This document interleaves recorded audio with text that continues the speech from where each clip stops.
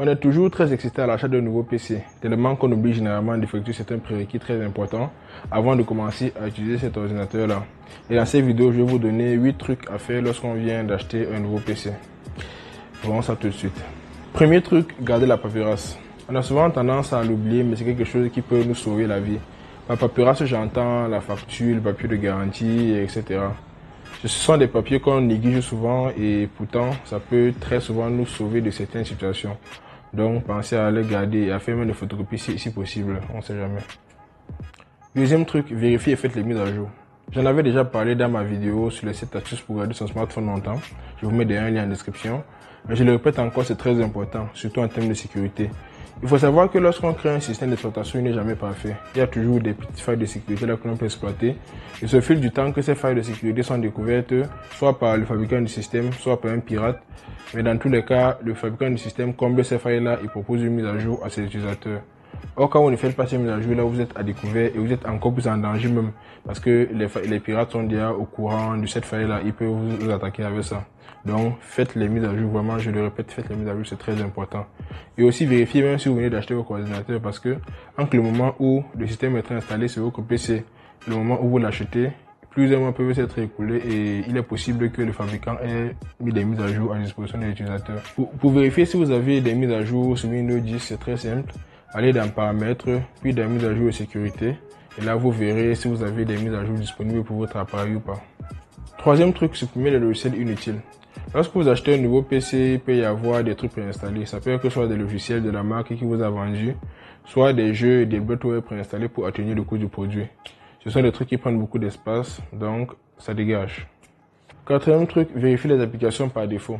C'est après que très pratique si vous avez des logiciels que vous aimez utiliser, genre Mozilla Firefox pour surfer, VLC pour les audios et les vidéos. Et ensuite, si vous voulez, vous pouvez déinstaller les logiciels de base installés sur la machine pour économiser de l'espace. Pour connaître les logiciels par défaut sur Windows 10, allez dans Paramètres, puis dans Applications, puis dans Applications par défaut. Et là, vous aurez la liste des logiciels par défaut que vous pourrez modifier pour mettre vos logiciels que vous préférez.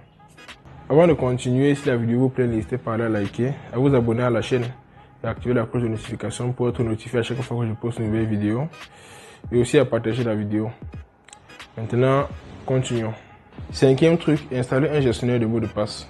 On a souvent tendance à utiliser le même mot de passe pour tous nos services en ligne. On sait que c'est mauvais, mais on le fait quand même, soit parce qu'on a la paresse, ou alors parce qu'on ne peut pas retenir beaucoup trop de mots de passe, ce qui est dangereux, parce qu'il suffit qu'une personne s'empare d'un seul mot de passe pour qu'il puisse avoir accès à tous vos services en ligne. C'est quoi un gestionnaire de mots de passe? Eh bien, c'est un logiciel ou un service en ligne qui vous permet de stocker tous vos mots de passe dans un seul endroit, de telle sorte qu'à chaque fois que vous alliez sur un site internet, le mot de passe se remplisse automatiquement si vous en avez besoin. Et là, il n'y a qu'un seul mot de passe à retenir, le mot de passe de votre gestionnaire de mots de passe. Avec ça, vous pouvez donc faire des mots de passe vraiment robustes et costauds pour tous vos sites internet sans avoir à se soucier que vous pourriez les oublier un jour ou quoi que ce soit. Donc, pensez à installer un gestionnaire de mots de passe. Sixième truc, configurer la gestion de l'alimentation, c'est-à-dire les options de luminosité, de temps de veille, de pourcentage de batterie avant activation du mode économiseur, etc. Pour le faire sur Windows 10, il suffit de se rendre dans Paramètres, puis Système, puis Alimentation et mise en veille ou alors batterie. Septième truc, créer deux comptes utilisateurs. Un compte d'usage sur lequel vous allez utiliser votre machine et un deuxième compte invité en cas d'éventuel prêt. Je m'explique. Il n'est pas conseillé d'utiliser sa machine en compte administrateur parce que lorsque vous êtes en compte administrateur, vous avez tous les droits. Vous pouvez installer des logiciels sans qu'on demande de mot de passe ou quoi que ce soit. De la même manière, un virus qui s'introduit dans votre machine a également tous les droits et il peut donc s'installer à votre insu sans problème. Pour parler à cela, vous pouvez créer un deuxième compte d'utilisateur sur lequel vous allez travailler. En effet, quand vous êtes sur notre compte que le compte administrateur, pour pouvoir installer des programmes, on vous demande d'abord le mot de passe du compte administrateur, ou alors un code NIP si vous en avez défini un. Et de la même manière, pour qu'un virus puisse s'installer, il aura d'abord besoin du mot de passe du compte administrateur, ce qui va faire qu'il ne pourra pas s'installer, à moins qu'il soit très malin. Pour ce qui est du compte invité, ça peut être très utile si vous avez apprêté votre machine à quelqu'un et que vous avez peur que la personne se mette à fouiller un peu trop dans vos données personnelles. Et bien pour travailler, cette personne-là va donc se connecter sur le compte invité que vous n'avez même pas besoin de protéger avec un mot de passe. Là, il pourra travailler sans avoir accès à vos données personnelles dans les autres comptes.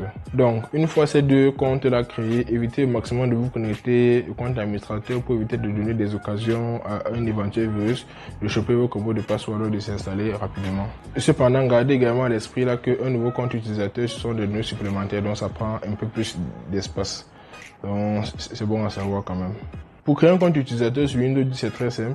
Allez dans Paramètres à partir du compte principal, puis allez dans Compte, puis dans Famille et autres utilisateurs, et ensuite ajouter un autre utilisateur sur ce PC. Et ensuite suivez les instructions. Huitième et dernier truc, partitionnez vos disques durs. Il y a trois principaux avantages à cela. Premièrement, ça vous permet de séparer le système d'exploitation de vos données et c'est plus facile pour vous de gérer vos données. Deuxièmement, au cas où le système d'exploitation crache ou alors qu'il est attaqué ou alors qu'il devient inutilisable, vous pouvez formater la partition contenant le système d'exploitation sans créer de repérer vos données qui sont dans d'autres partitions. Et troisièmement, ça vous permet d'utiliser plusieurs systèmes d'exploitation en même temps sur votre machine. Et ce que je vous recommande de faire, c'est de créer trois partitions. Une partition C où vous allez installer votre système d'exploitation. Une partition D où vous allez stocker vos données et installer tous vos programmes. Une troisième partition C où vous allez installer un système de récupération au cas où le premier système crache. J'ai fait une vidéo tuto dans laquelle je vous explique comment partitionner votre disque dur. Je vous mets un lien en description. C'est la fin de la vidéo. Vous connaissez la chanson. Like, commentaire, abonnement, partage, cloche. En attendant, je vous dis rendez-vous à très bientôt pour une nouvelle vidéo. Ciao.